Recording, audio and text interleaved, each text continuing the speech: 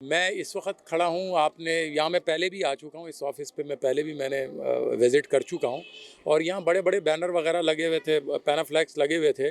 जो मेरे नॉलेज में आया, मुझे पता लगा, मेरी टीम ने बताया कि जी उसको किसी ने फाड़ा है।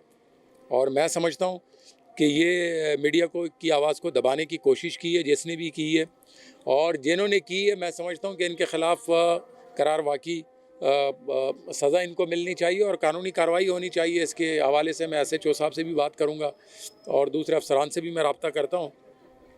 और जिन्होंने भी ये फाड़े हैं, जिन्होंने भी ये कार्रवाई की है, और मैं समझता हूँ आपको जिस पे भी शक है, जिसके ख़िलाफ़ आप चाहें कार्रवाई करना चाहते हैं, वो मैं आपको भरपूर सपोर्ट उसमें इंशाल्लाह करेंगे। और ये मीडिया की आवाज़ दबाने की कोशिश है।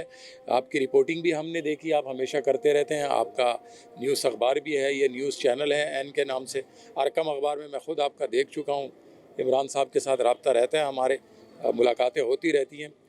तो मैं समझता हूँ कि ये आवाज़ जो लोग भी दबाने की कोशिश करते हैं, ये हमेशा से होता है। तो हम आपके साथ पहले भी खड़े थे और आज भी यहाँ हमारा आने का मकसद यही है कि हम आपके साथ हैं।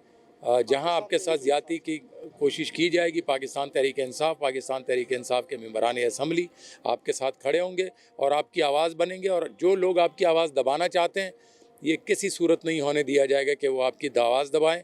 हम इंशाल्लाह आपका साथ पहले भी देते रहे, आइंदा भी देंगे और अब भी देंगे। और जिन्होंने ये कार्रवाई की है, जिन्होंने ये कोशिश की है, हम उसकी मज़ामत करते हैं, भरपूर मज़ामत करते हैं और तकाज़ा करते हैं, ये दरख्वास्त करते हैं, ये मुतालबा करते हैं कि उनके ख़िलाफ़ कानूनी कार्रवाई की जाए। बहुत शुक्रिया।